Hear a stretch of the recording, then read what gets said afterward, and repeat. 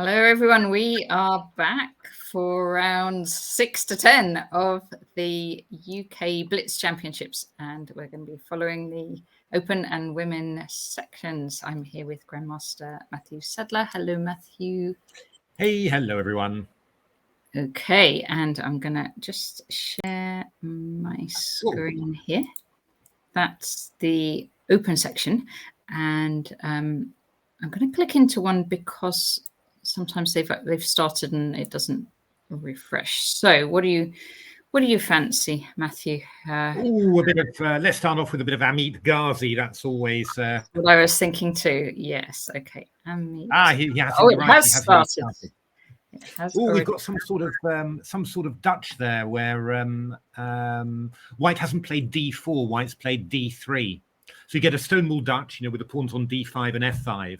And then you managed to play D3 and E4 because you didn't commit yourself to D4 early. So that's quite a powerful way of playing the systems that Amit plays. With Knight F3, G3, Bishop G2. That's against the Stonewall Dutch. That's actually very effective. So, but now Black looks like he's sacrificing a pawn here. Oh, because you're taking on F5 here. Takes and queens, I think. But that doesn't open up two different discovered attack possibilities? It opens up two different, but I'm trying to work out whether there's one because the bishop on C5 is hanging, so you can't play something like Knight B6 because the bishop on C5 is hanging. Yeah, absolutely. And I don't really know. I don't know whether. I mean, maybe you play something like Queen B6 or Queen E7, or you move the bishop or something. But I'm not sure really. It's I would have thought that White, because if you play Queen B6, then the knight on D7 doesn't really have a good place to move to somehow. B6 is really the only square that it's got. Hi, if you play Queen, Rock Troll doesn't reckon this line is very good for Black. That's no, I don't think so. Maybe after EF you could better go Knight B6 actually straight away, and then after FE Bishop E6. You're at least you're getting your pieces vaguely developed, but it doesn't look great. Oh, it's what he did actually, but it doesn't look great at all. This looks very nice. Oh, this is really nice for White. That knight on B6 is doing nothing, just really restricted by those pawns on C4 and B3. And the bishop on E6 is biting granite, and White's knight is going to come into E5 at some stage. Yeah. We've got Bishop F6 and Knight E4 as ideas. This is really nice. I think Amit. I'd back Amit.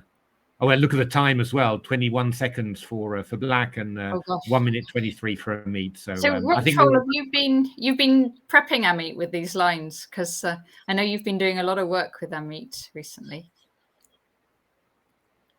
But these lines are all old-fashioned Amit. This is what he was playing when I was playing. So I think for the Blitz, he's just sort of going on his sort of default, which is quite good thing to do in Blitz. Really, just be on your default, and you don't need to think. You can just play a lot of moves quickly, and now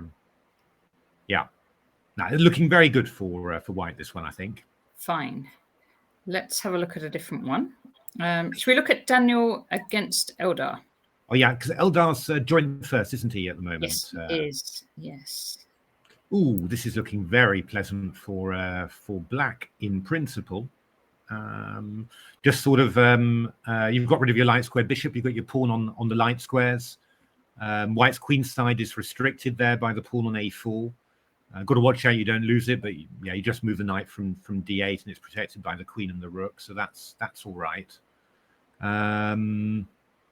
And you could, that knight on H2 is not a great piece either. So, in principle, you'd be quite tempted to do something like H5 actually, just to stop the knight from coming out to G4, and then we could even just carry on, with the H4, G5, G4 if we particularly want to.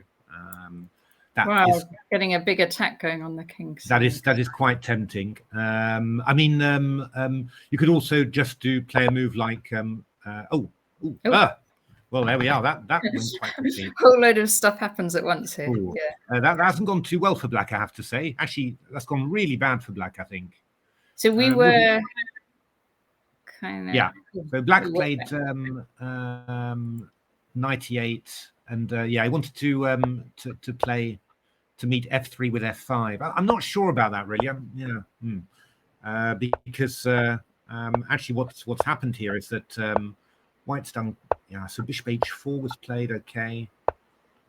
Bishop e1. Black didn't want to exchange off the bishop, but now this has gone a bit worse now because we got g4. And yeah, actually after g4, you're virtually winning a piece here in actual fact. You could have maybe gone g5 in that position, maybe, but he's sacrificed the piece now. Ooh, this is all going very wrong, actually. What's the time situation? Well, obviously, it's always... Okay, he takes f4. Okay, so knight h5, I guess, is what you're looking at here, just to hit the... whoa! we get moves a few at a time, by the way. Yeah, so knight h5 is what he played. Just back to move 30 there. Yeah. And then f5, knight f4, he just went in there. But then somehow after rook g2, he took the rook. I would have maybe thought rook takes f5 would have been... but okay, rook f5, queen g2. Oh, rook f5. Oh, he lost the knight there. So 3 pieces against the rook now. So obviously always tricky in Blitz to win these positions. And the white pieces are a little bit... You've got, knights that are a little bit ropey there, but still. But still, there's 3 of them. Yeah, this is... it looks like Eldar's picked up a lot of pawns now. So this is the sort of thing that happens in Blitz. Bishop d2. Yeah, knight takes d5, queen d4, knight f3, queen takes c5, or queen g5. I think that's a nice move. Yeah, now White's completely winning here. Actually, you've managed to... I think bishop c3 will be a good move now. Yeah. c6, knight f6. Oh, yeah, this is going well. Oh, no, not that one. Oh, you had all sort of mating ideas. I think keeping the queens on was really a very good idea, really. But you could have gone knight c4 or something, for example. But okay, this is still winning. But yeah, it's rook d3 coming in now. No, it's all right. It's still winning, but it's just okay. King e2, we chased away. Okay, the king comes back, and now we're going knight g4. But it's the sort of thing, that anyone can mess up in Blitz. Oh, but h5, knight f6 check is just winning. Oops. Oh, what? We just got some more. Wait, you get some more moves in. So you could have won. You were definitely winning the rook there. After knight f6, king f8, you had knight e6 check. Move 53. Sorry, Natasha. After knight f6, king f8, you had knight e6 check, just picking up the rook. Gosh. Oh yeah. So that was really. But okay, king e3, we just follow on. Okay, this is still winning, all winning, but always winning. Okay. Oh no! You shouldn't have done that. You're trying to mate, but you're getting very close to mate, but it's just now. Oh, okay. King c7, h4, bishop b6. What's happening here? Knight a6. Yeah. Okay, knight a6. The bishop wants to retreat, and then you want to go.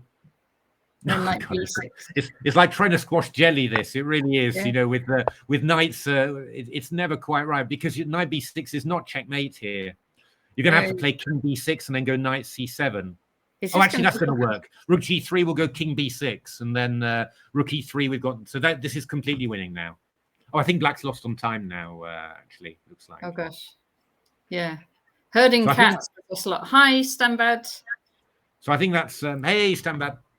So yeah, I think that was probably a win for White. That one. Oh no, they didn't mate.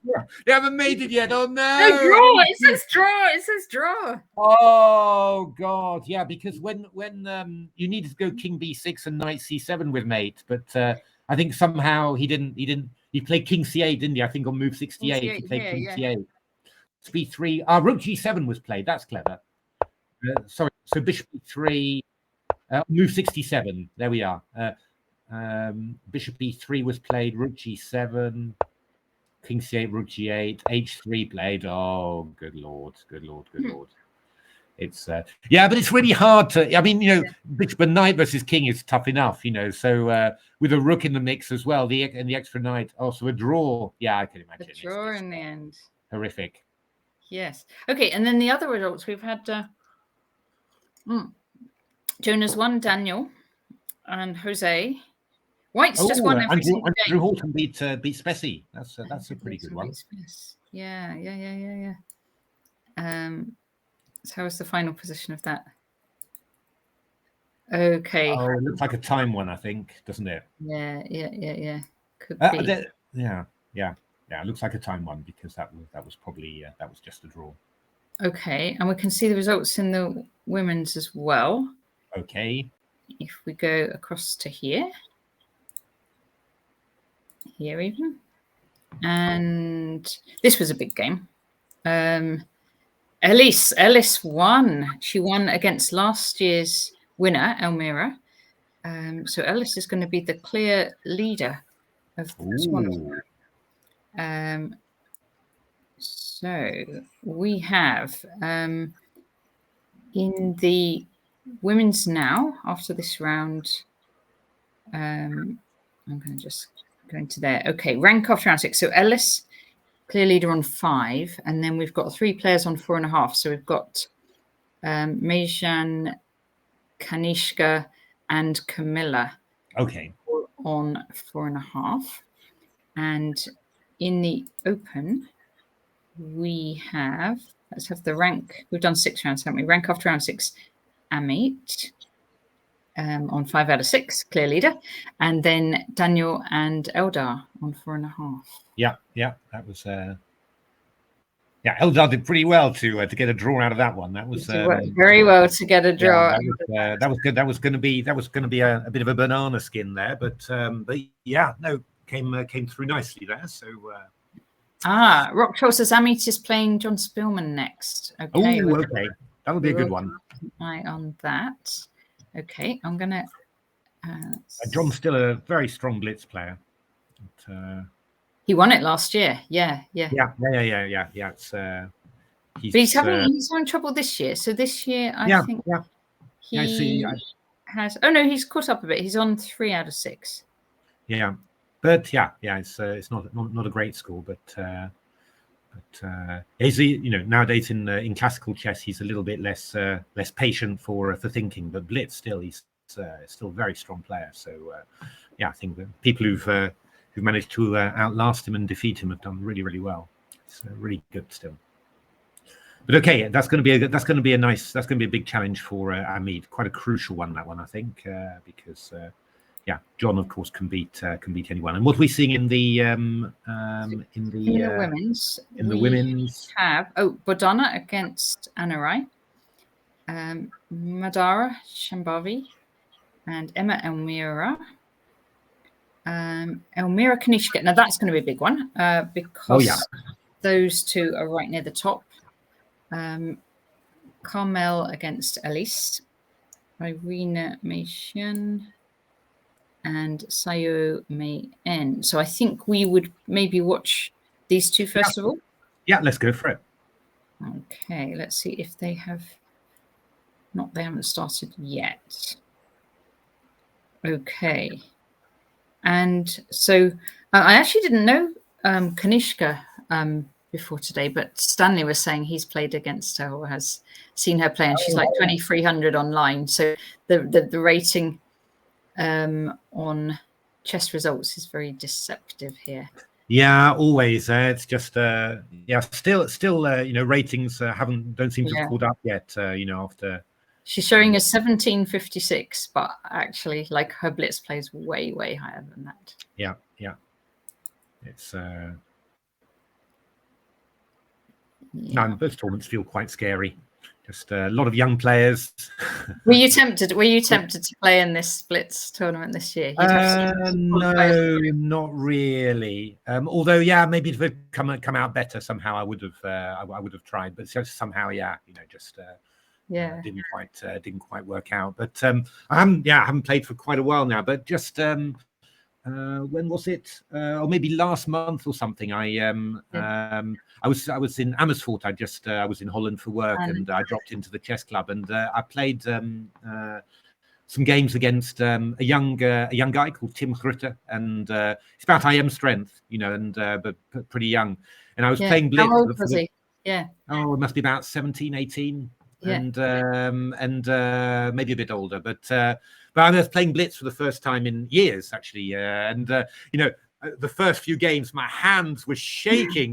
I was, knocking the pieces over. I just couldn't control myself. It was, quite incredible playing over the board Blitz again after a while. After a while, I settled down, and but it was a tough match, I have to say, and certainly the nerves and the motoric skills again, of moving pieces, pressing on your clock quickly. That was it took a while to get back somehow.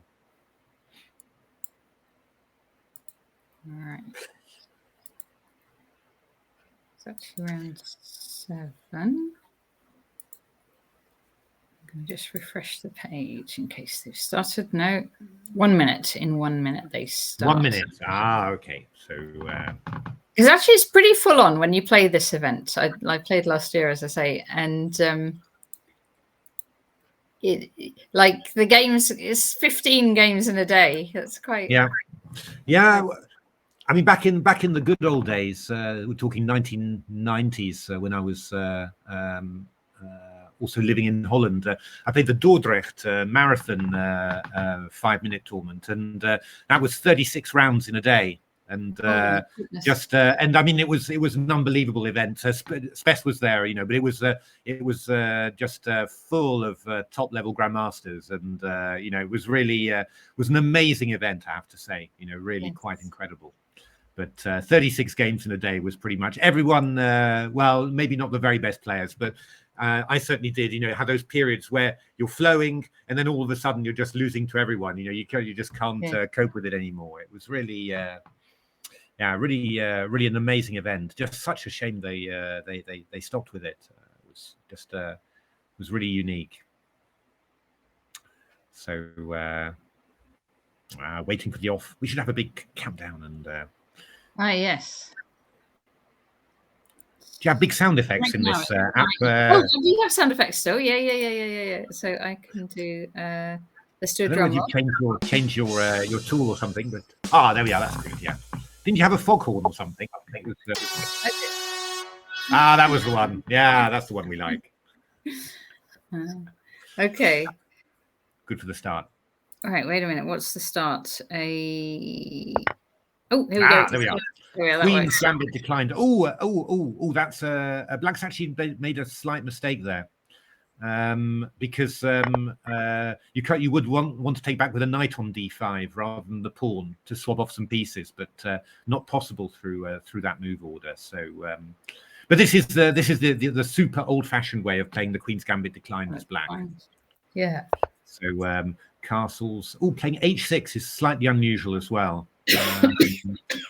Normally you don't do that. It's just because putting the pawn on h6, when a knight comes into e5, you can't chase it away with f6 because g6 is so weak. So But I mean, again, in the computer age, these are all things that as an aged GM, you would say, the young players don't know that. But in the computer age, more or less anything goes. So it's not quite clear that this is as bad as was thought. But in principle, it can be a little bit awkward for black. We're going to have to switch to Amit's game, aren't we, for Rock Troll? Oh, really? Oh, okay. We'll do that then. We'll switch back and forwards. Okay, so here we go. There we go. And so Amit. Yeah, he's left on the left there. There he is, John and Amit. So this is your predicted. John is castle queen side. It's a. Oh my goodness. It's an exchange kings here, King Indian. Oh, I know. What is John doing? Amit's perfectly. Amit knows all this stuff. I'm sure he knows it more than John, to be honest. It's so yeah. This is just a Makoganov King's Indian where you've played d takes c5. Yes, and it's not really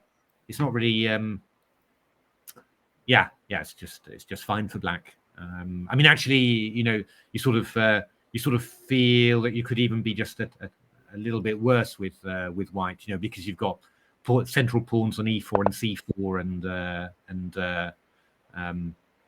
you've got a bishop on d3.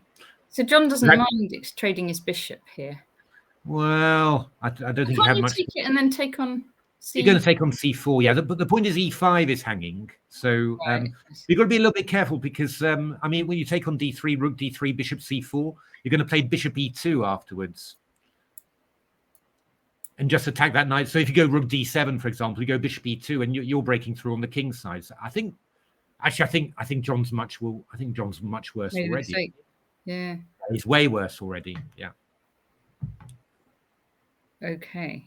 So I think Amit's just going to take on d3, take on c4, and I don't really know what John's doing, to be honest. And if he goes, something like rook d7 or rook c3, I go bishop e2. And if you go, I mean, you can play rook e3, but then now you're just a pawn down, and I'll just protect e5, and I'm yeah. I don't know. No, it looks. I think John.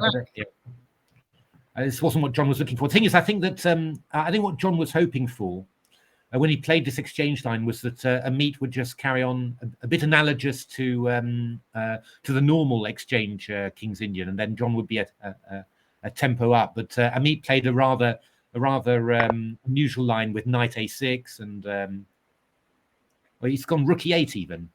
Oh, yes. If that's rook e8. Yeah.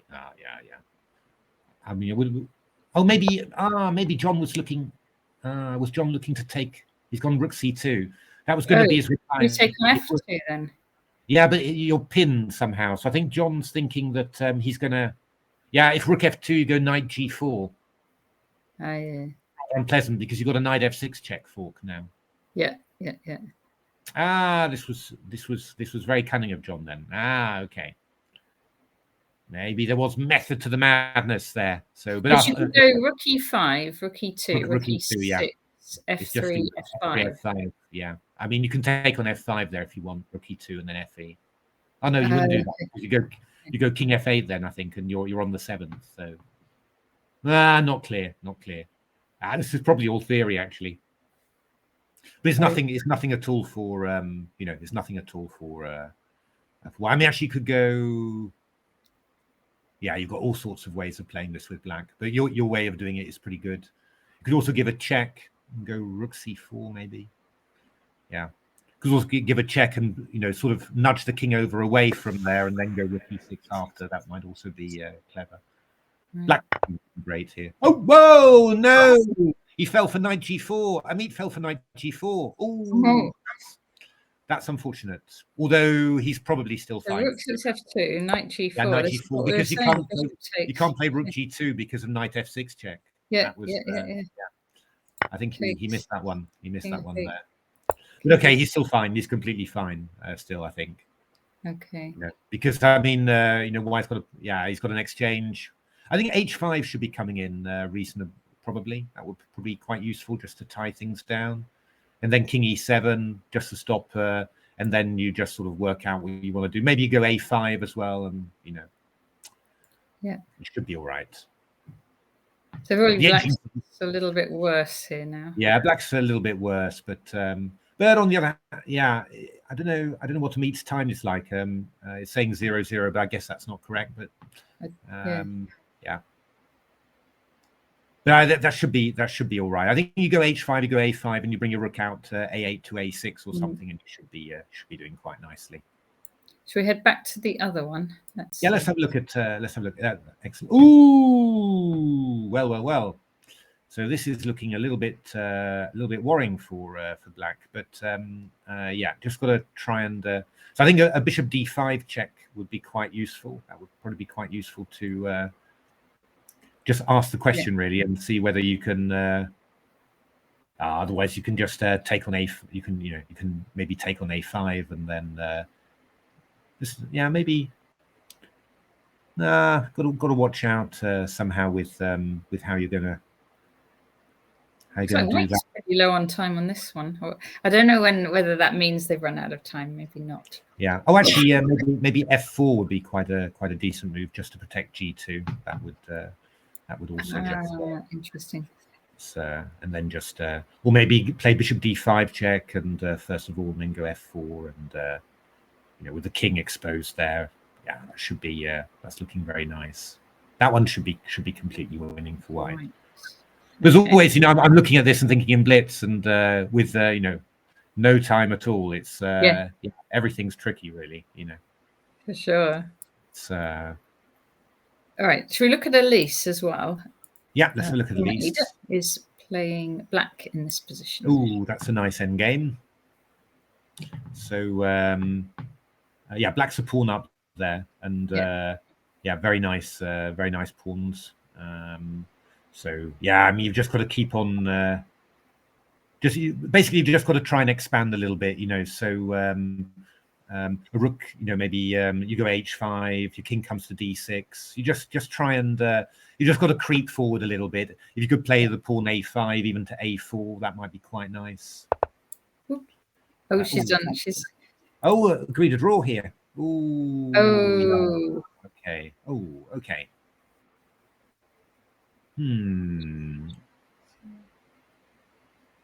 Yeah, it was. This was. Yeah, it's not easy. It's not easy to. Yeah, this has gone all a bit. Yeah, no, it's just gone a little bit wrong there. Just left yourself with a weakness that you can't really defend, and that the knight sort of stayed rooted on b6. Probably would have been nicer if you could have involved the knight just a move or so earlier. But yeah, these are the sort of things that can happen in Blitz. The sort of you need a little bit of patient time just to think, okay, where do I want to put my pieces? And I'm taking us back. Now Rocktroll says Amit is now winning. So he's now winning. Yeah, I'm not surprised. This black, solid structure, and white trying to make something of it. I think b2 is just completely over, isn't it? I think. Yeah, so I'm not sure how he got to this. So because he was the exchange down. Yeah, but it was not. Yeah, you weren't really sure how white was going to make progress somehow. So, and I mean, if you just go back to move. Let's have a look, because we were around 20. Well, let's just go around move 33 or something, because I think John was trying to make progress there. Yeah, so he'd sort of advanced. And he swapped off the rooks. That's reasonably positive in general. E5, bishop c6. Yeah, and then all of a sudden you sort of and Amit actually played for the win there, because there's this pawn on g2. Putting the pawn on h4. Yeah, John shouldn't really have allowed that, but it's sort of tying his pawn down. Oh, good lord! And now he's giving up the e5 pawn as well. Yes, all gone horribly wrong there. And this is kind of tough to. Yeah, that king's just sort of got all tied up really, and I mean, Amit just plays this. He just plays this thing on autopilot somehow. Yeah, b2. Wow, big turnaround there. Yeah, just shows in Blitz that the exact result of the opening is not always so important. You just got to keep on playing. Well, let's have a look at Oh, that's a win. That's finished, is it? Yeah. Yeah. Win for white. Yeah, that's a win for white. Yeah, that one was sort of I think some mistake probably around move 33 there, sort of cost it. And the last one going on is that is a win. That's going to be a win for white. Okay. So just king f7 and you're there. Yeah, okay. So, and let's see if there's any more going on in the women's. No, they're all finished as well. We can maybe have a look at, I don't know, I don't know if there was another crucial game in the women's there that we... Let's have a look. This is obviously a draw for Elise, so I don't know whether... Oh, bless you.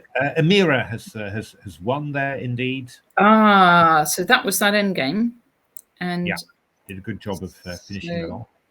Yeah. Just managed to swap off the queens, and it was completely winning. So that's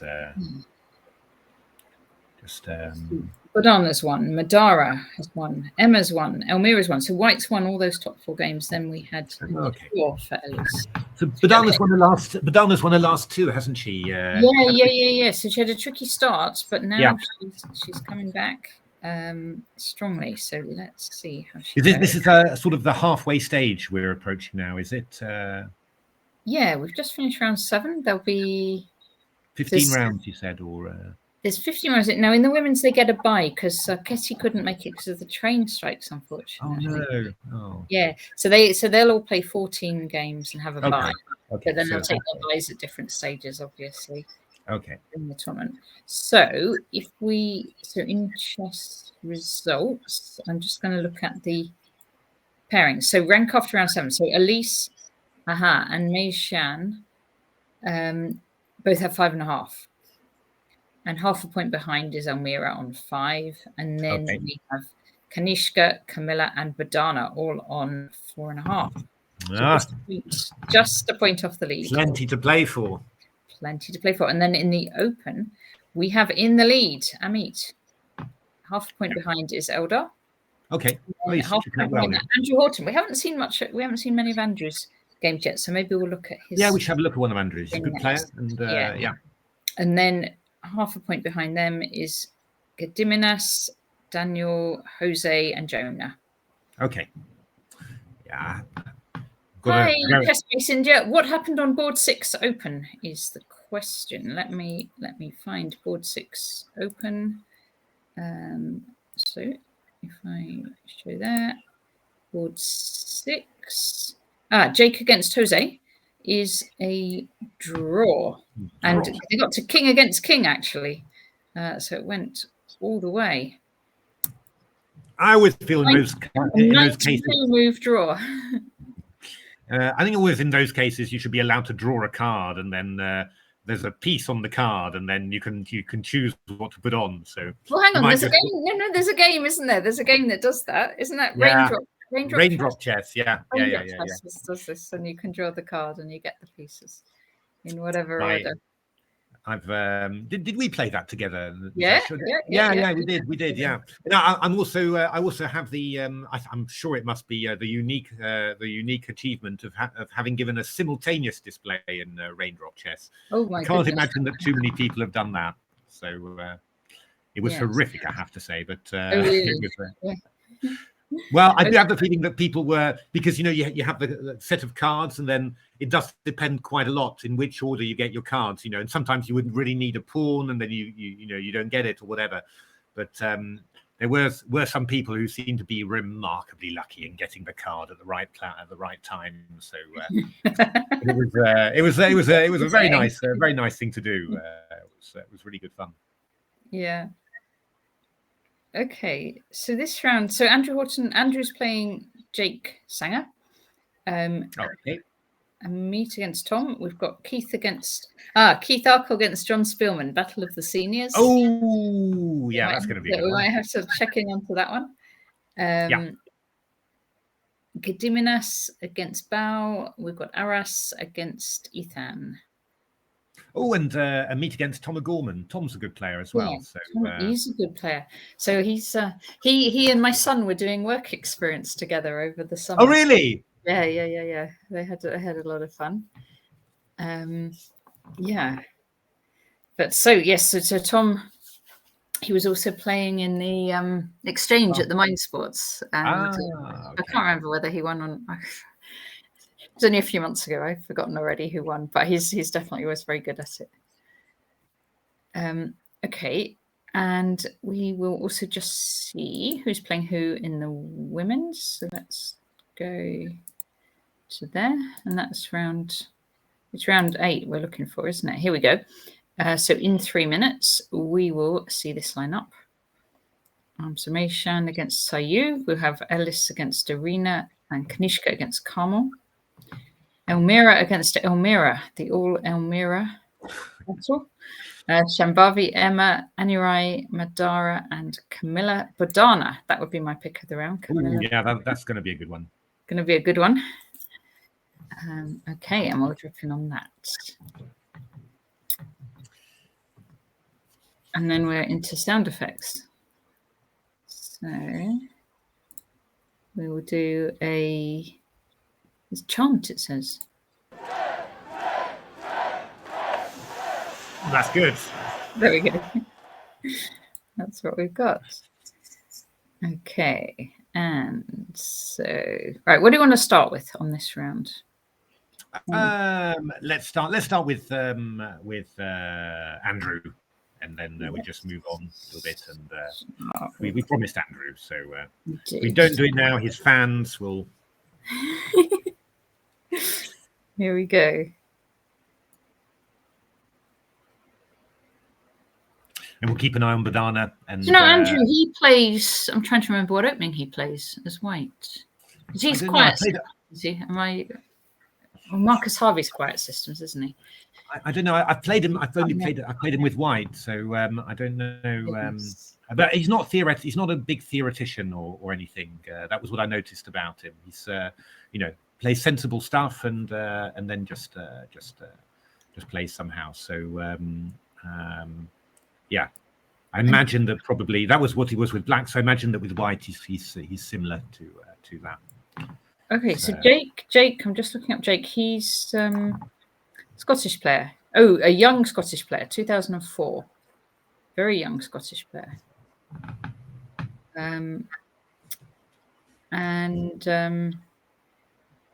Actually, he's been having a tough tournament so far.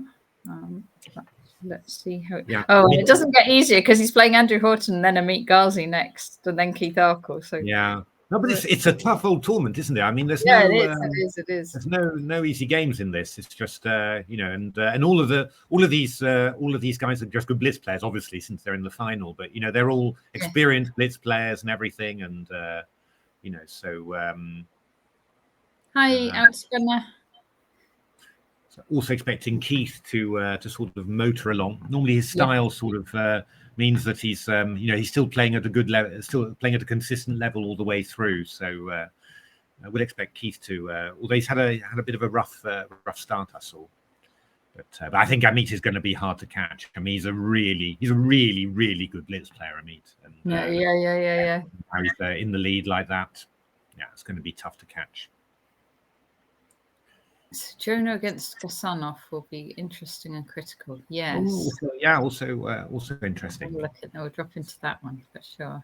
Yeah, I mean, I think Eldar. All Eldar can do really, I think, is just to try and hang on and hope that Amit has a misstep. Really, I think.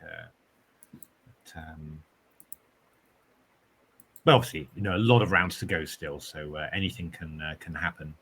As I said, sometimes in Blitz, the women's one has started actually. I'm going to pop us over to there. And this is even Camilla against. Okay, let's have a look. Also, Badana Karakan play. You can tell she's doing a little bit of work with John Spielman. Yes. So Karakan. But she also plays Grand Prix Attack, so you can tell she's done some work with Ali as well. Well, with Ali, oh my goodness. Yeah. She's done work with Ali. I'm not sure. Not sure about that combination somehow, but anyway, that's she's a very strong player, so it's obviously working. Yes. So this is one of those quiet systems, D3, knight D2, and she's you can do all sorts of things there. 3 E5 is quite normal, but Badana's gone for a fianchetto and then getting rid of the light square bishops. So this is very specie, I have to say. This is absolutely specie. So just knights on D7 and E7. And those viewers who don't know, it means in John Spielman's style. In John Spielman's style, sorry, yeah. That's specie sort of rhymes with messy, so right. Yes, of course. But very flexible. He was always very good at getting these flexible positions, which could expand at any moment somehow in all different areas. And this is very nice indeed. So I mean, white shouldn't be exchanging off. It should just be retreating back round to here. H4 to G3 is possible, or even back to E3 would be fine too. But it should really be keeping those bishops. And probably you should play G3. You'd want, bishop E3, G3, bishop G2, get the bishop on the long diagonal. and start trying to expand on the queen side, maybe something like that, or maybe even play d3 to d4 at some stage if you've got the chance. Nah, it's fine for white. You can claim you've got the two bishops, but black's perfectly fine as well. So yeah, that's quite a good blitz position for black, I do feel. You can see that white seems to be spending, hard to be sure if it's accurate, but seems a bit more time than black.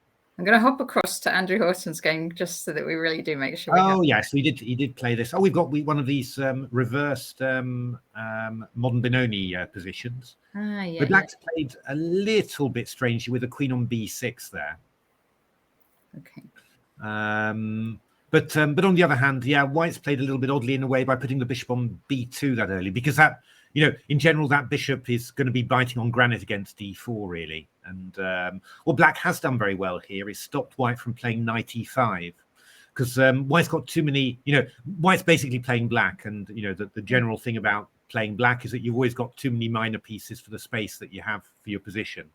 So swapping one off with knight e5 is is very common in this line. You swap it off, and then you've got plenty of space for your pieces, and also the bishop on g2 is active, and that sort of thing. So that's actually quite clever what black has done. I'd be to be honest with white, I'd be sort of thinking of h4, knight h2, or maybe Fischer style knight h4. And playing f4, knight df3, that would also be possible. But you got to, you want to try and get your knights in play there.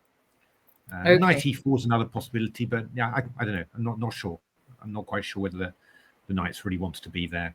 But that bishop on b2, it'll probably come back to c1 at some stage. I would expect, because but black's tying down this queen, maybe. That's why he got the queen there. Yeah, black could have played e5 actually, but I think black's a little bit worried about committing the center there. But at some stage you will have to do it, because you can't stay like this forever, really. You've got to develop some pieces. So I think you're going to have to bite the bullet. But maybe you go rook e8, bishop f8 first, and then e5. I don't know. Yeah. Right. Jonah. So we'll see. I think that's quite that's a decent sack, I think. Or it's not a sack even. It's so that's going to work. We take on b2.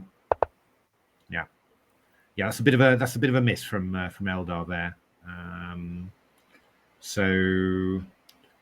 He's done pretty well. It's okay for black, isn't it? Yeah.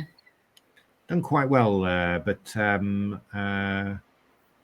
you've got the pawn back, but this is really nice for black. Two bishops, quite powerful center. You sort of got Benko play against the G and H pawns, just but on the other side. So this is really nice for black. Really, really nice for black. So Jonah sort of missed that somehow. Yeah, normally after h6 you go bishop e3, so h6 and normally bishop back here. Yeah. Well, I think even knight c6 and bishop f4 is a possibility as well, actually. So this is a mistake, and this is good for black. Yeah, that's just a mistake there. There are some that work for white, but I don't think this was one of them somehow. Yeah, this is really pleasant. Horrible for white to play this. Okay. All right. Let's see. Should we see this one, Keith against John as well? Yeah, let's just have a quick look at that one. I can see pieces have been exchanged. Keith is well. I would have, to be honest, I would have said that I was expecting it to be the other way around. But haven't we got rook b3 here? This would be quite sensible, I think. Rook b3. Well, yeah, but you go. Just to swap off, because you've got some pressure against the queen side. But maybe you can go something like queen c7, and if you take on g6, you can't. Sorry, queen c7. If you take on g6, you could go. Well, you could do a lot of things then, but rook b3 would also be winning. So maybe queen c7, but because you've got to decide where you've got to get the king somewhere. Maybe just king g. Maybe king g2 is fine then. Okay, because you can't take on g6 just because of rook b3. Yeah. But maybe King G2, you're all right actually, and you're not particularly, and you're still got some irritating pressure against the Black King there. So, wow. but I think, he's gone for the rook ending. This was this is going to be a draw now. It's going to be a draw. Yeah, the rook ending was possible, but it was never going to be. That was always going to be likely a draw somehow with a doubled A pawn. So, yeah. Okay. Yeah, so that's heading for a draw. Let's go back to Andrew Horton. Yeah. A quick look at the meet, maybe. Yes, why not? A meet Tom O'Gorman. Oh my goodness, what are they all these knights all over the place? Whoa, look at that. Well, we've definitely got at least a draw here for white. You know, King G7, we can go knight H5 check and then knight F6. Oh no, but wait a minute. That's not so clear. We could have knight F3 check back to G5 afterwards. Right. Okay, so this is really this could be anything basically. So King G7. What are we doing after King G7? Oh, we can just take on the 8 and with check and take on E1. Oh, it's that simple. So yeah, actually, Amit's just completely winning there. So I was looking for mate somehow, but yeah. Oh, but now look. Whoa! Queen takes G4. Amit's allowed a tactic. No, is this? This is real. This is real. Here. This is real. Yes, Queen takes real. G4. Yeah, he went knight G4 and just allowed a tactic. So, this is crucial. What's it looking like? Is this winning for? Yeah, this must be winning for black because you've horrible. No, you just put the queen on C3 and then push the or you can put the queen on A1 simply and then just push or whatever you want to do. I mean, it's just my goodness. Yeah, so this is a bit of an upset from Tom O'Gorman. Yeah, a bit of an upset there, and certainly from the position, it was. So, my goodness, should we have a quick look at Badana just to see what? Yes, let's do it. Right. It's hard keeping track. The games are going so fast, especially to flick between the. Camilla's just got a lot more pieces. Yeah. Oh no, Badana's got a lot more pieces. Badana's got the more pieces because she's. I think knight D6 was a blunder. I think as well, maybe. I think Badana piece up anyway. Knight D6 back. Knight D6, yes. I think that white will be resigning there. Yes. So Badana's 3 on the trot there. So, continues her comeback. Very good. Bit of a streak. How can you have a comeback at age 8? But there you go. Well, things go fast in modern chess. So, yeah. First 3 rounds, you were wondering whether is she over the hill at 8, and then recovery. Let's see Alyssa's game as well. This looks like a sharp one. Whoa! Oh gosh! Wow. Was this some sort of I don't know what? She's just played Bishop D3. Wait, now I'm confused. Where did that come from? So she just moved her bishop back from. Nah, that can't be true. Can't be true. Can't be true. No. That's you only play that in an online Blitz game, by accident. But doing a misclick. Yeah. The old misclick. You can't misclick over the board. I mean, your hands can tremble and you can just throw the pieces all over the place, but you can't misclick. Yeah. It doesn't even make any sense. I would have thought rook H5 or something, or maybe black resigned, or maybe black played rook H5, knight D3 or something, and white took on D3. I think the move. Yeah. I think the move transmission is wrong somehow. There must be. But, yes. Okay. And Kanishka. Oh yeah, Kanishka against. He's looking good for Carmel. For Carmel. Okay. Carmel, she drew with Ellis, didn't she? I think in the previous round. Is she now? Yes. Okay. So now beating Kanishka. Wow. There we go. I'm just gonna. Women Carmel currently has 3.5 out of 7. Okay. By the way, is Kanishka related to Kanwal or? No, I don't think so. I mean, as in Kanishka's Scottish player, and Canwell was from north of England, and then moved to London. Yeah. Just noticed the name and always on the lookout. Because when I see Kay Butcher, I think Canwell, obviously, because I've just played in a team with her for years and years and years. But no, it's Kanishka. Okay, And so black won that one. Tom won against. Oh, sorry, I'm not sharing that. I have to actually share my screen there. Yeah, so Tom won that one. Tom won, Keith, and Jose against Jacob still going on. Yeah, okay, and Eldar won as well. So that's yeah. Yes. So Jose is going to keep on checking forever and ever. Amen. Okay, and so that'll be a draw. That's a draw. Yeah, I think they probably agreed a draw there. Okay, Keith and John. Jose's having some long games. Yeah, it's really. Yeah, we thought this was a draw. So yeah, this is probably great. The A pawn's gone, so yeah, it'll be. Okay, and what about Araz against Ethan? Here we go. Oh my goodness, that's finished. Win for black. Queen B2 checkmate.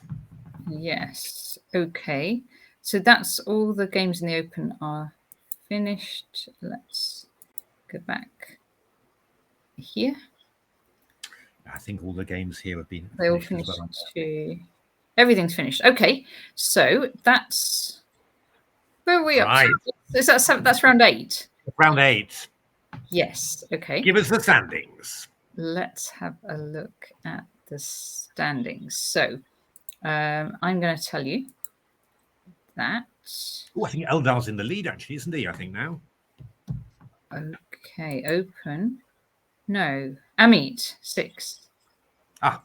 Oh, rank after round 7. Sorry. No, hang on. This is still showing after round 7. Yeah, because Eldar won and Amit lost, and Eldar was just a half point behind. Yeah, no, you'll be right. You're right. I'm going to go to the women because we do have the standings after round 8. So Elise and Meishan both have 6.5 out of 8. Ahead of last year's winner, Elmira, who has 6. And then in 4th place, Badana, 5.5, and then Madara on 5. Okay. And going to go to the wire, I think. Yes, I think so. Actually, both events possibly after this last result. Yeah, this one isn't up yet, so I think maybe some of the results aren't in the system. Oh yeah, because they were still playing with the Tiki Checking. So. Yes. Okay. So if we then take a look at what are you seeing on the board? You're seeing that on the board. If we take a look at the pairings for the next round here, so that would be round 9. Round 9. Here we go. So this is what's coming in 4 minutes' time. We're going to see Madara against Camilla, Emma against Anurai, Elmira against Shambhavi. We see Kamal against the other Elmira, Irina against Kanishka, Sayu against Ellis, and Mian against Mei Shan. So it's Mei Shan, isn't it, who's equal in the lead against Ellis. So this might be a good one to have a little look at. Yeah, definitely. Let's have a look at that one. Cool. And if we go back to the Open, and we'll have a look at round 9. And this is what we've got coming in 4 minutes as well. So Ethan Daniel, Bao against Aras. We've got John against Gediminas. Tom O'Gorman against Keith Arco could be a fun one. Jake against Amit. Jacob against Andrew. Eldar against Jose, and Daniel against Jonah. Good matchups. Yes. Anything particularly take your fancy there? Maybe Tom against Keith is quite a nice one, I think. So I like the sound of that one. Yes. Okay. So Mayen against Meishan. Start on that one, and we can start on this other one. Oops. That's what I want to show on the screen. And we're going to start there. Great. Fantastic. Okay.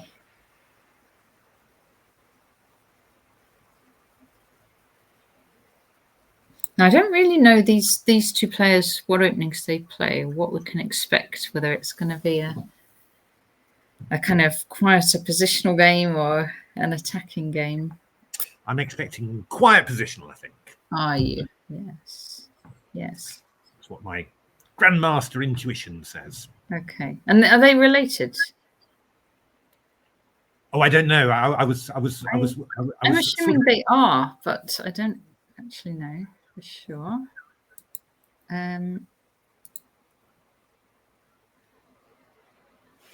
Someone said to me, "There's only one thing more powerful than Grandmaster intuition. Yeah, it's Grandmaster hindsight." Very good. Which is actually pretty true. So these players both from Singapore.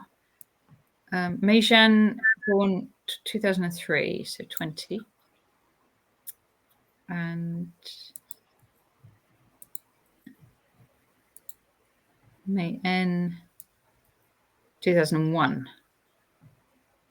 So I'm guessing they're sisters, but it could be not necessarily the case.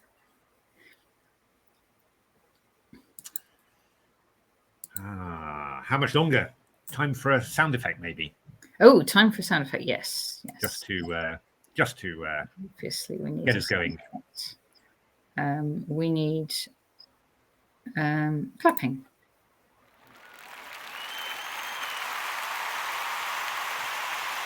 Excellent. The players come onto the stage, ready to play. Bow to the audience.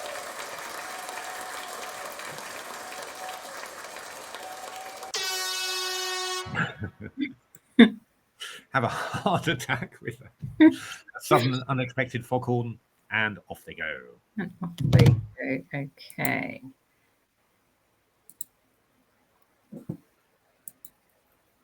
Actually, there's a lot. It's 44 seconds.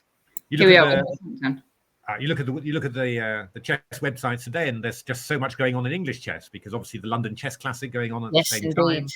Just English events all over the place. Doesn't happen very often, so nice to see. Yes, and Stanbad was saying he's got a Norm tournament coming up, so he's just about. Oh, very nice, very nice. I'm in the Main Sports Centre as well, so all sorts going on. Yeah, no, it's quite a bit going on. Okay, this is the one we're following.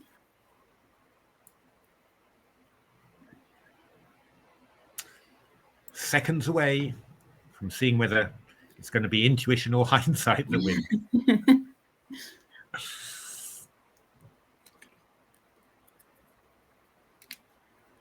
Okay, I'm going to guess for E4. Best by test.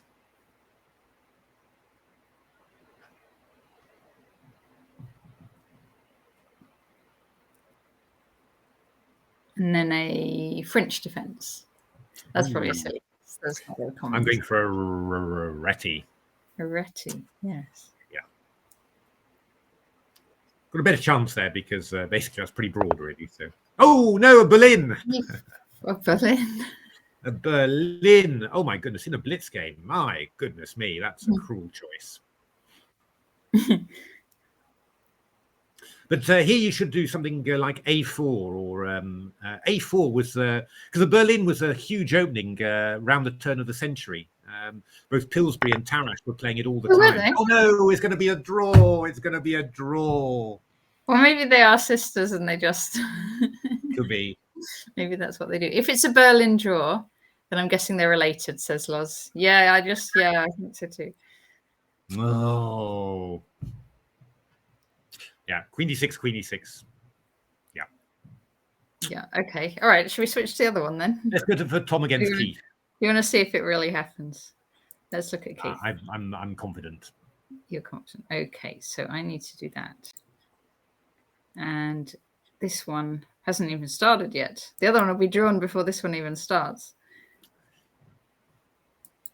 So what's Tom going to play? It should have started. Oh yeah, it has started. Oh, no. Everything else has started, but not that one.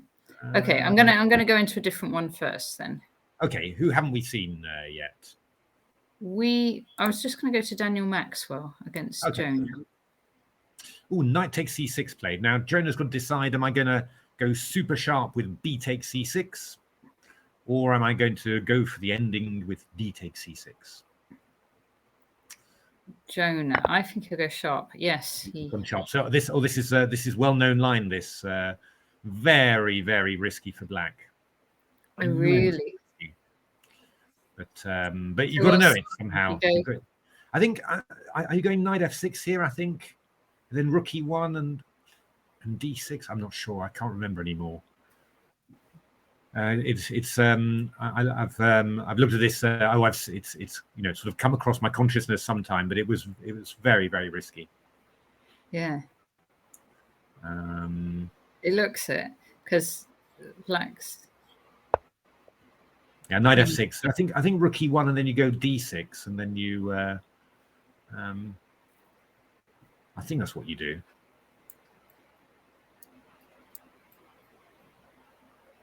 And then I can't remember anymore what it's supposed to be. So I think bishop d4 is just really bad. But I think d6 is all right. If they go bishop d4, what you just take? Do you? Yeah, queen takes d4. Yeah, you're threatening queen f6. e7's hanging. It's just really it's really horrible. So I think d6. But then I don't know whether there's still some theory on that, or whether I don't know whether you could play f4, for example, in this position afterwards. Oh no, then you probably take on d4 and go queen b6 and swap off queens if you went f4. Now, I'm just trying to clear that bishop from e5, but so yeah, I think d6 is vaguely reasonable, but I might be completely missing the point there. But Jonah's way behind on the clock. He played d6. Queen castles was a bit strange. I was thinking more something like bishop f5, to be honest, hitting the pawn on c2. That seemed more. This looks a little bit passive, but because this bishop's not so good in this. Yeah, he could have brought it out to f5. I mean, you're going to play knight d5 and all that, but you've got a real risk here that you're going to end up incredibly passive. Okay. Maybe go rook. You could even go rook a5 in this position. Oh, okay. Rook a5 would probably not have been silly at all. Just got to watch out with your rook here, because if you go knight e4, then f6 is rather embarrassing. But yeah, knight a4 would be a little bit better. And yeah, again, we could play maybe knight b6 in that position, but then I go bishop b3, and just sort of keep control. The thing is, d5 isn't a very stable square for the knight, because white can chase it away eventually with c4. So, it's sort of it's just it's really got the seeds of disaster in it, this position. Just because yeah. And, for black. For black, yeah, just because you got a bad bishop, and probably if you play it really actively and everything, somehow then you can sort of get a half decent position. But it's just in a blitz game, it's just really hard to do that. But I would say after b3 now, knight b6 is maybe worthwhile, because you've got to. Well, at least white's got to take some sort of decision, because are you going to allow double pawns on a4 or on c4, or maybe after knight b6 you could go knight b2. Maybe that would be the best line. Okay. Cover that bishop on c4, and then just it feels a little bit inefficient what white has done, really. But yeah, maybe it's just I would have liked that rook on e5 to be over on a5 already, whilst white had the chance, because that would have been nice. But anyway, let's have a look at Tom. Oh, he's castle queenside. Oh God, my goodness! Oh, that's a total disaster. Ooh. What happened? What did Keith do? Do you want to see the game? Sure. Let's see the game, yeah, because this is 1-0 already. So, in the Caro. Oh, so Keith did something very unusual there. This is Keith names it after him, doesn't he? Henkin Arkle. He calls it after him and Igor Henkin, the Israeli player. But Keith did something very unusual here, because after a3, the normal line is to take on e5, but he played a5. Right. But Tom reacted very smartly, I think. That went a bit quicker than I was intending. Natasha, you can visualize the game that quickly. But, so played knight c3 and then knight a4, which was quite nice. Oh, nice. Keeping the pawn and aiming for b6. So bishop f4, and then knight g6 was maybe a tad. Oh, I don't know. It's just getting quite nasty. c4, knight f3. Yeah. Indeed, knight b6. Oh, it's just yeah. Knight b6 now, and this pawn on. And the problem is that you sort of think, well, I've got an exchange, maybe I can get out off to the king side, but Keith never even managed that. So yeah, no, just a bit of a disaster there. That's a good strong move. Yeah, and just everything's piling on d7 and on f7 as well. So yeah, no, that's one of the. One of the worst Gina pieces. was saying should have played Gina Rook's line. Actually, I don't know what Gina Rook's line is. That A3 line is why they gave up 3c5. Okay. Alrighty. Let's look at Andrew. Ooh, actually, that's a little bit irritating, that ending. With a pass pawn like that. And I mean, white could also conceivably create a pass pawn on the other wing as well with c3 and b4. So we've got the potential for two passed rook's pawns, which against the knight is not good news. So yeah, in general, I think black's in a bit of trouble, but this is maybe quite good. Going to break through. Okay, no, I think maybe you should go b4 here now. I think actually. Oh, that would be a surprise. I think that would be it's quite sharp. The king's in the square now. I mean, I'm happy doing this when it's not my pawns, but yeah, I don't know, because black can create passed pawns as well. So yeah. Yeah, I'm not sure. Yeah, I mean, black's going to threaten to also maybe to go g4 and then f4, maybe. Who's better and why? I'm not sure anymore now. That knight on h6 is doing I have to say, a sterling job. Oh. There we go. Always possible. Now this will be a draw. Is it? I suppose it is. Yeah, I mean, you go knight d6, b5, knight c4, for example, and if b6, we just take and go king b8, for example. That's, okay, cool. Other ways to do it, but all right, let's go back and see if that Berlin one was in fact a draw. It was, of course. So therefore, our theory is then that they're sisters. That's our theory. Yes. And did Bodana continue her winning? No, she had a bye this round. She had a bye. And what about Ellis? Ellis won. Ellis won. Yes. And Kanishka won. And, Elmira.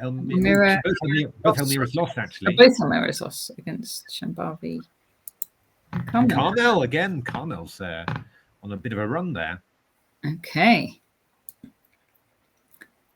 So let's go back. Okay, so that one is going to be drawn.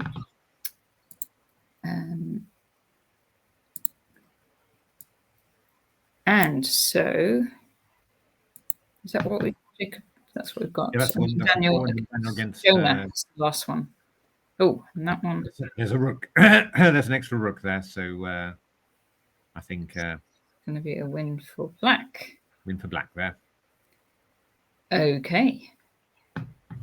So, and that's, yeah, it is indeed a win for black. Okay, and so we've got round 10 next. So let's see the scores. I could actually try and attempt to share the scores. Keep them secret, Natasha. Secret. Okay. Wait. Let me. This way we keep our power over the viewers, because they have to listen to us to find out what's happening.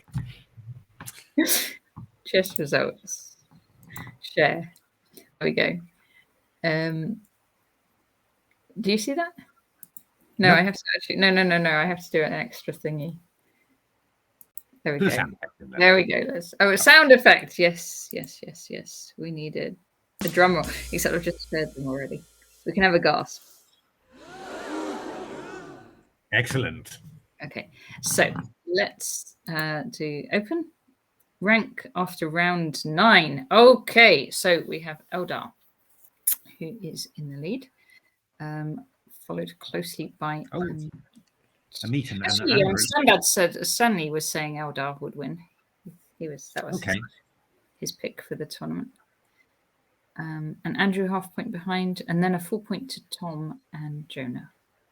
Okie dokie. Okie dokie. And if we then see the women, we have Elise in the lead after that draw by Mei Shan. She's half point behind, and then a full point to Elmira. So, wait, the buys, do they count? How many points do you get for a buy? 0, I think. Doesn't count on it. Okay, so it's actually, you can't quite tell who's winning. No, yeah, there could be a buy. Somebody could have a buy and buy or not had a buy. Yes. Okay. All right. Well, we've probably got 5 minutes to work it out, really, because I'll put the cross table. Here we go. There we go. Where does the buy?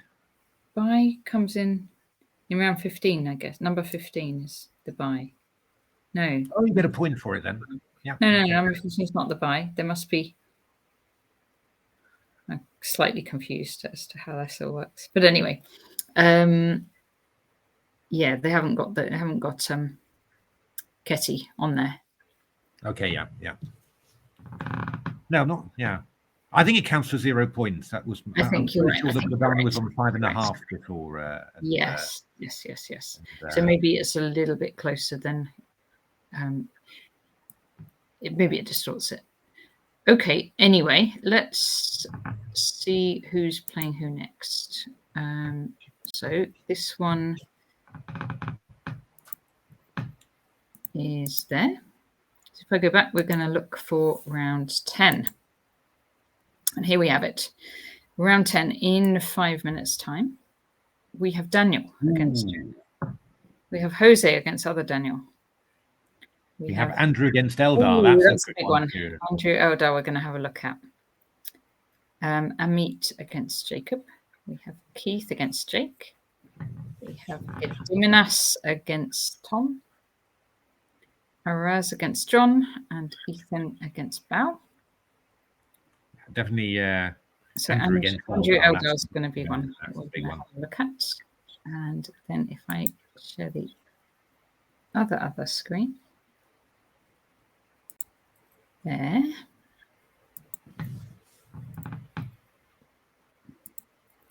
And we look at round 10. We have, in 4 minutes' time, we have Ellis against May N. Okay, that's an interesting one. You might have a look at that. We're going to see Kanishka against Xiao, Elmira against Irina, Shambhavi Carmel.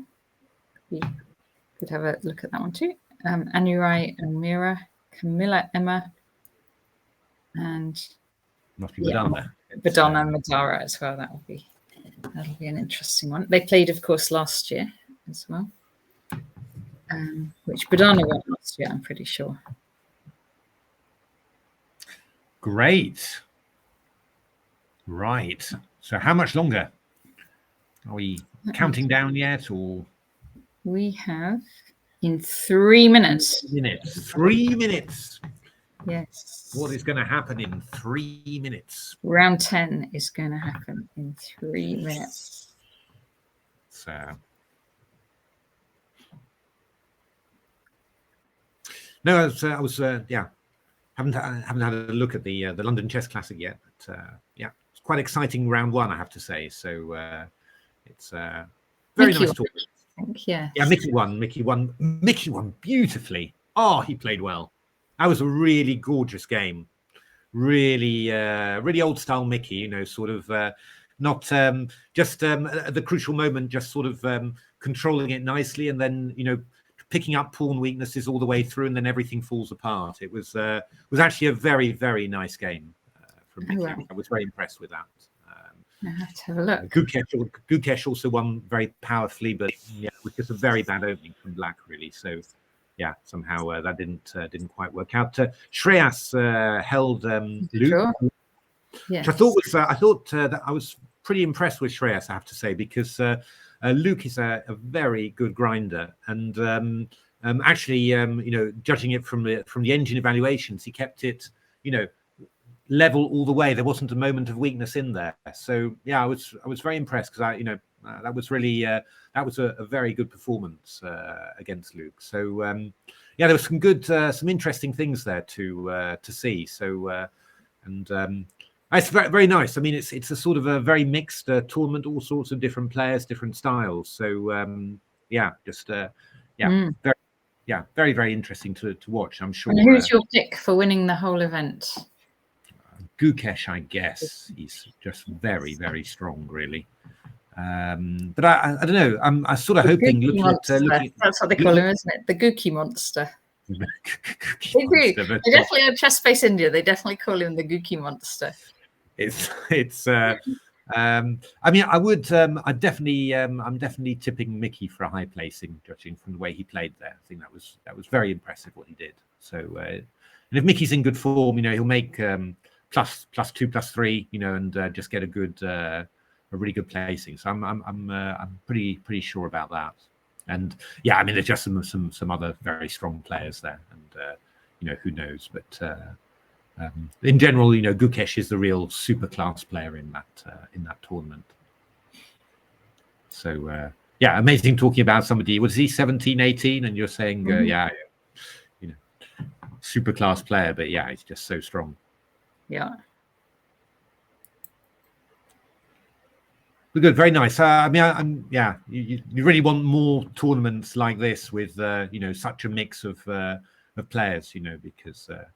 You do tend to have a little bit enough at some stage of the same elite tournaments with the same players somehow. I mean, it can catch fire from time to time, and then then they're playing wonderfully. But yeah, for a lot of the games, it's quite quite tight at the back, and a lot of draws somehow, and all of it's based on opening theory that only they know, so it's sort of you do feel a little bit disconnected from it, whereas this sort of tournament, it feels much closer to to normal human beings somehow.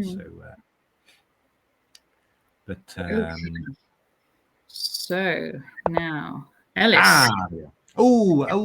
Interesting. Modern Bin Only with knight e2. That was one of my favorites when I was little. Oh wow!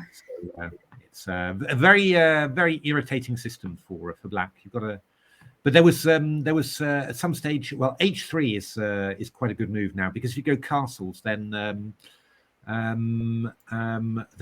Black plays knight g4, which was quite a nice idea of a Hungarian player who died quite young, actually, Bela Perenyi, international master, crazy player, and Black hasn't done that.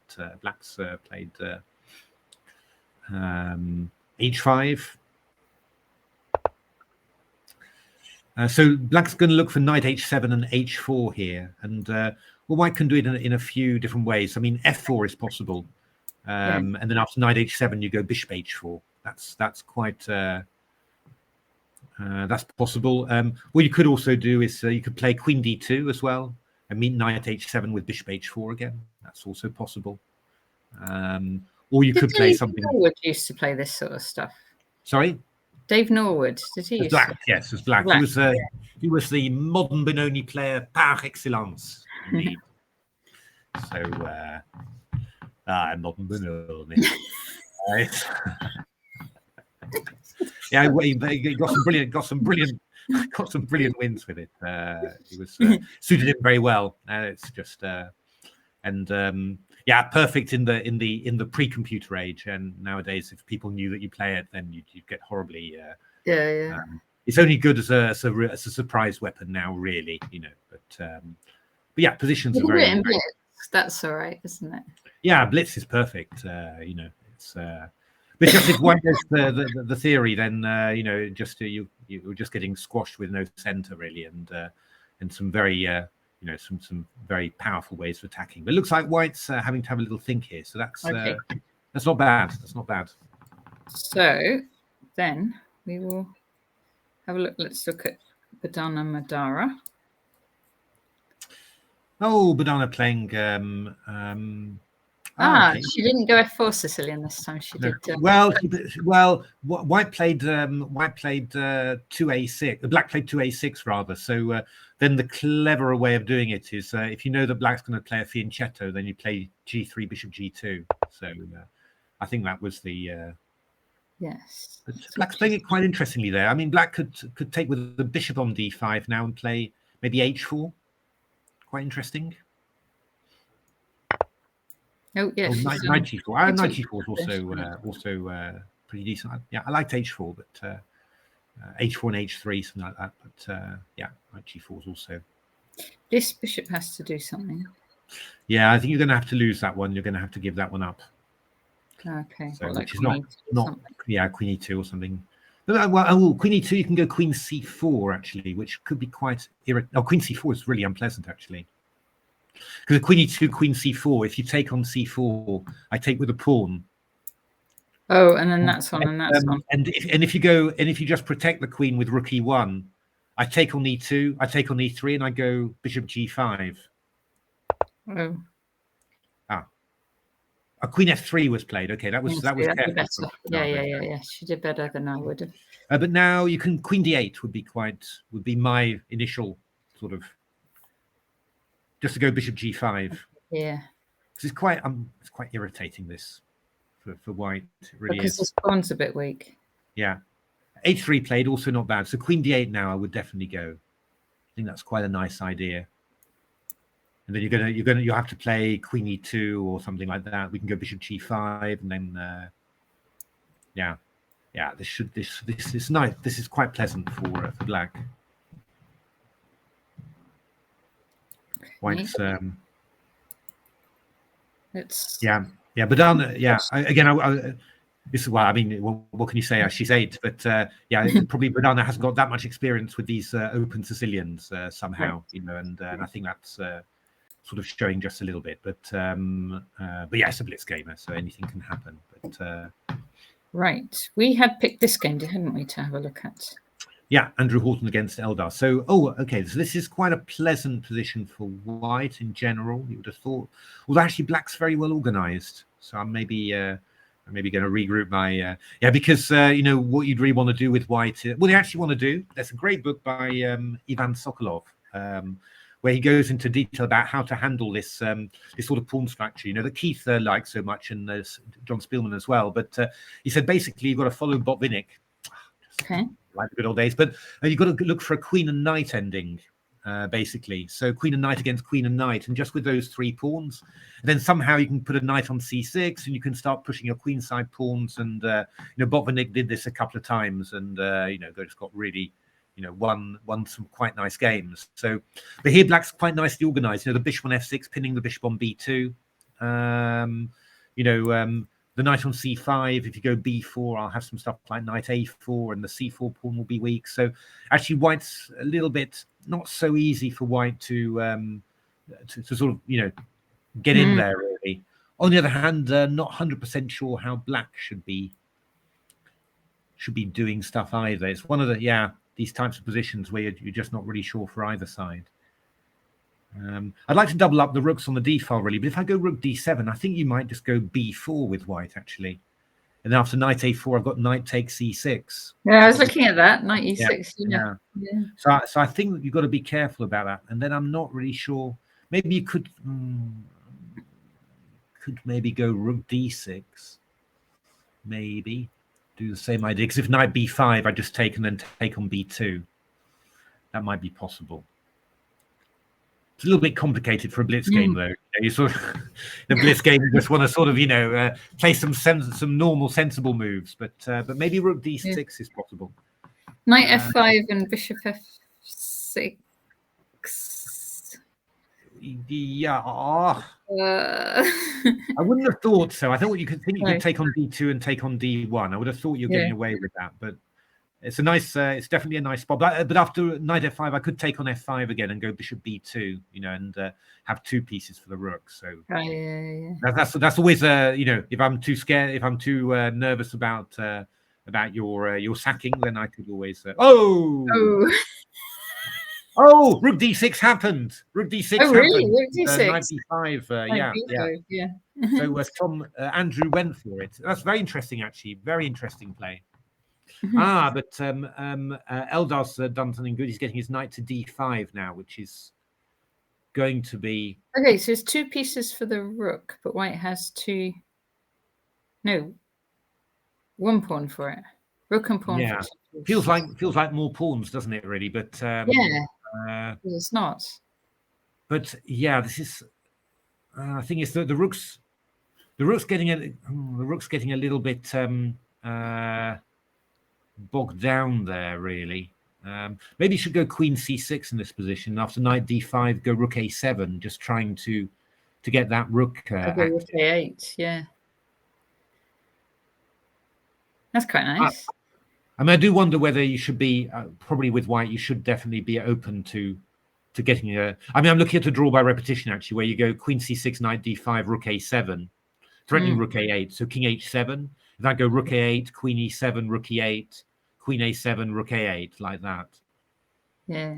I think you should probably be open to that, because I think if black gets some pieces active, then I think it's going to be quite worrying for your king. Yeah. So I think something like queen c6 would be very sensible. Might be a draw. Yeah, I think it would be sensible. I mean, you can also gamble there, but I think I would think that white would now it would really be nice for white to do that. Right. Especially now the knight's been allowed into... let's have a look. Gediminas against Tom. What's happening there? Okay, Tom's doing very nicely there. So, yeah, Tom's completely winning there. Okay. But it says half. Yeah, something went a bit wrong there for Tom. Yes. The old rook's pawn going. Yeah, look at that one. You got out of the square there. And rook e3, Gediminas didn't want to take the... Didn't want to take... Did you think Tom could have really won that? I think he should have won that, really, yeah. That must have been winning, surely. Okay. But, what about a meet? Easy just to, should have been winning. Easy. Now, a meet against Jacob, so it's exchange. Oh, God, a meet's worse here as well. But probably drawing, guys. Well, yeah, should be drawing. He could go... No, he can't.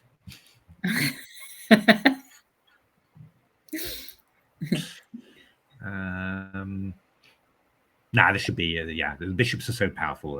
This must be drawable.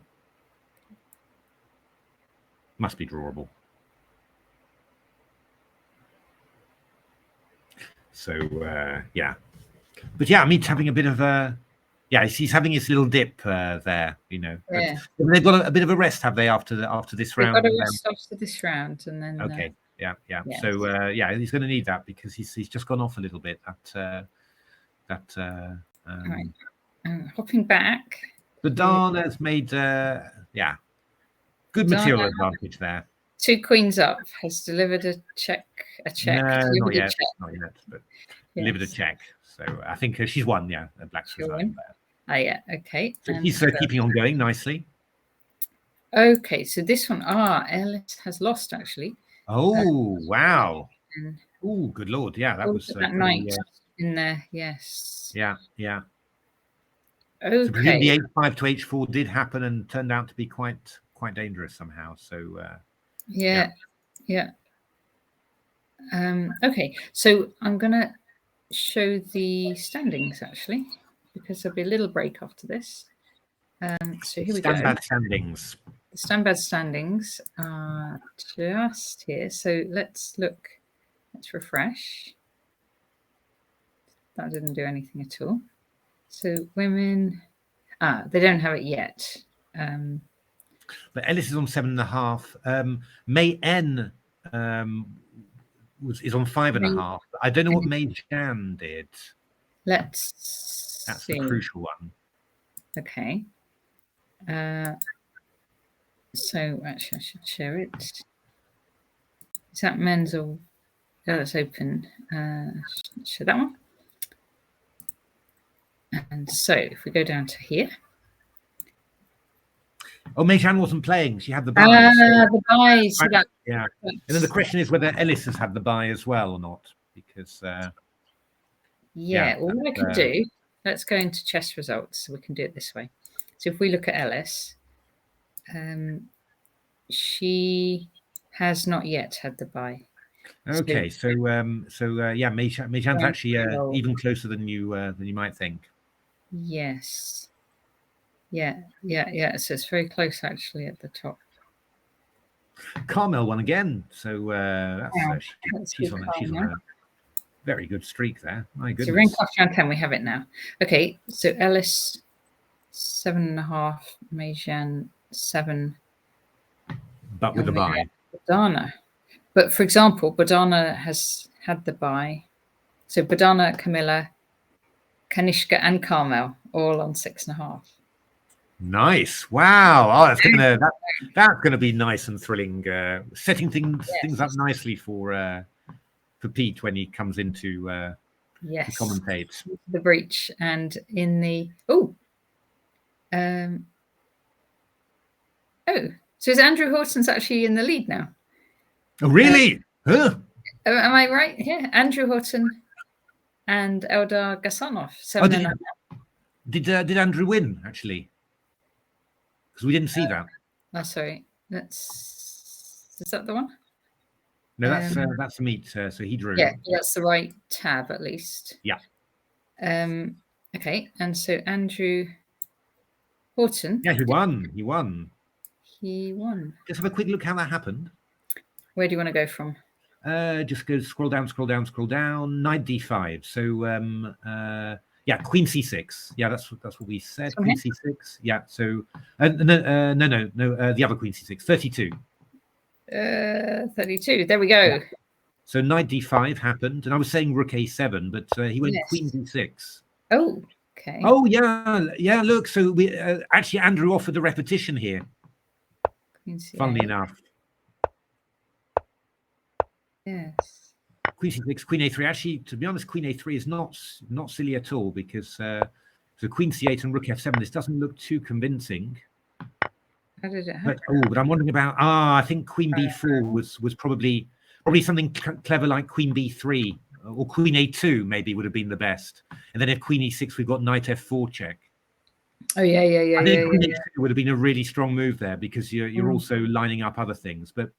This is a little bit awkward now because you're going to get Queen f5 checks. Ooh, and King g8, Rook d7. Yeah. Somehow Eldar just got his pieces just a little bit awkward there. Rook's defended. Yeah. Rook's defended. So then it's completely lost. So Eldar went for the win there, and unfortunately didn't get the reward for it. But well played, Andrew. So, that makes it very thrilling indeed. My goodness. It does. All righty. So good. So I'm going to go have a break. I'm going to say a big thank you, Matthew. Lovely being here. Thanks for inviting me. Thank you. And I'm back with Peter from memory, I think it's 4:30. The players have a break, and we're back for the start of round 11. So thank you very much. Thanks everyone in the chat. Thanks for watching. Here we go. Thank you very much. See you. Thanks very much. 40 minutes.